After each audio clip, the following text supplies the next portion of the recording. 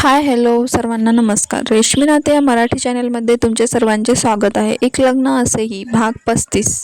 तर मग मिसेस सई देवांश सरपोजदार आता जे केलं ते इथे करावं लागेल. देवांश तिच्या चेहऱ्यावरचे केस नीट करत म्हणाला. तिने लाजून नाही मध्ये मान हलवली. बाहेर जाण्यासाठी इतका सगळा ड्रामा केला, माझी कॉलर पकडली, त्याची शिक्षा तर मिळायलाच हवी ना. देवांश तिच्या ओठांवर अंगठ्याने रब करत म्हणाला आणि तिच्या केसात हात घालून तिच्या ओठांवर ओठ टेकवले. 10 मिनिटाने देवांश तिच्या ओठांपासून लांब झाला. ती उलट्या हाताने तिचे ओठ पुसत लटक्या रागाने त्याच्याकडे रोखून बघत होती. अजून हवंय? देवांश खट्टाळ हसत तिच्या डोळ्यात बघत म्हणाला. तुम्ही खूप वाईट आहात. बोलणार नाही मी तुमच्याशी. सई देवांशच्या मांडीवरून उठत म्हणाली. तुझा एवढा सगळा गोंधळ घालून झाला तरी मीच वाईट आहे. देवांशने भुवया उंचावल्या. हो, तुम्ही मला सारखं सारखं अभ्यास कर म्हणून मागे का लागता? करते ना मी रोज अभ्यास. सई क्यूट फेस करून म्हणाली. हो, पण आज सुट्टी आहे ना म्हणून म्हणलो होतो. देवांश म्हणाला. तेच तर ना देवांश, आज संडे आहे. बायकोसोबत बाहेर जायचं तर अभ्यास अभ्यास अभ्यास करत होता म्हणून माझा नाईलाज झाला आणि मी असं म्हणून. सईने दात काढले. त्याने पुन्हा तिला मांडीवर ओढून मांडीवर बसवलं. त्याच्यासाठी इतका नखरा? देवांश म्हणाला. नवरा नखरे झेलणारा असेल तर बायकोलाही नखरे करायला आवडतात. सई त्याचा शर्ट ओढत म्हणाली. ओ, असं आहे तर? देवांश तिच्या गळ्यावर चेहरा घासून म्हणाला. तिला त्याची ती राकट छोटीशी दाढी टोचत होती आणि तिला त्यामुळे गुदगुल्या होत खूप हसू येत होतं. देवांश, नका ना करू असं प्लीज. सई हसत देवांशला थांबवत म्हणाली. तुम्हाला माहीत आहे, लहानपणापासून मी अशा छोट्या छोट्या आनंदासाठी खूप तरसत होते. बाबांना कारखान्याच्या कामामुळे वेळ नसायचा आणि आईला घरकामापासून कधीच वेळ नसायचा. काका काकू, आजी, गीता आणि योगेशला बाहेर फिरायला मूव्हीला घेऊन जायचे, पण मला कधीच नेत नव्हते. सई थोडी भावूक होत म्हणाली. देवांश तिच्या पाठीवरून हात फिरवत होता. देवांश, मी खूप त्रास देते का? सई म्हणाली. अजिबात नाही. आता मी आहे ना तुझे हट्ट पुरवायला.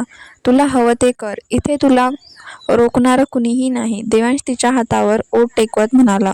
थँक्स. सईने पुन्हा त्याच्या गालावर ओठ टेकवून तयार व्हायला निघून गेली. देवांश गालात हसत तिच्याकडे बघत होता. तिचा हट्ट, हा बालिशपणा फक्त त्याच्यासमोर चालायचा. एरवी तर ती एका संस्कारी सुनेसारखीच वागत असायची. देवांश समोर एकदम लहान व्हायची ती. त्याच्यापेक्षा होती सुद्धा लहान. दोघात 6-7 वर्षाचा डिफरन्स होता.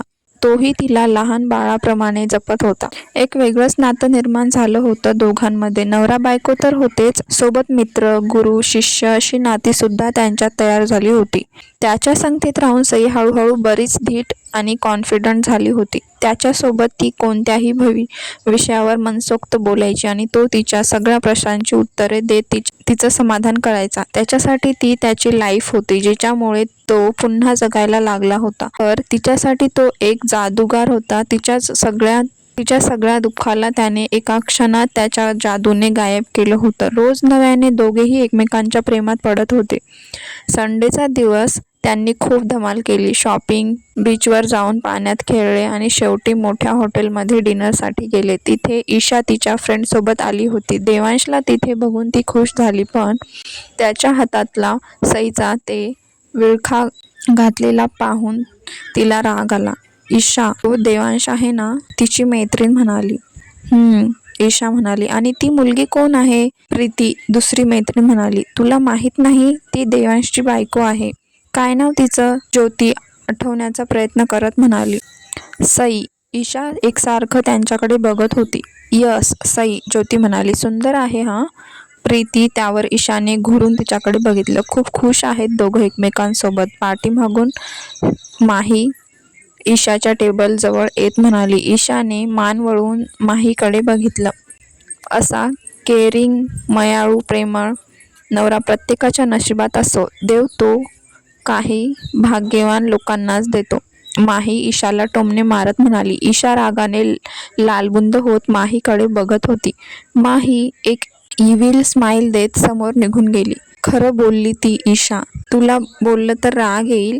देवांश तुझ्यावर किती प्रेम करत होता.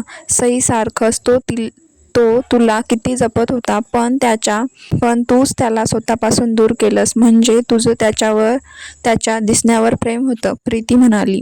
आता त्याचं सईवर प्रेम आहे. ज्योती त्यांच्याकडे बघत म्हणाली. अजिबात नाही, देवांशचं अजूनही माझ्यावरच प्रेम आहे असं म्हणून ईशा उठून निघून गेली. मूर्ख आहे. सगळं क्लिअर दिसत आहे, पण तिला मान्य करायचं नाही. असो, आपण आपलं जेवू, प्रीती म्हणाली.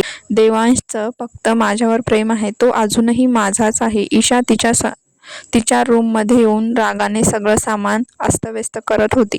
ईशा, हा काय वेडेपणा आहे. अमित, तिचा भाऊ, तिच्या रूममध्ये काचा फुटल्याचा आवाज ऐकून धावत तिच्या रूममध्ये आला. ब्रो, ईशा त्याच्याकडे रडत त्याच्या मिठीत गेली. काय झालं बाळा, अमित तिला बघून म्हणाला. समोर काय झाले पाहूया पुढील भागात. हा भाग कसा वाटला कमेंट करून नक्की सांगा. भेटूया पुढील भागात.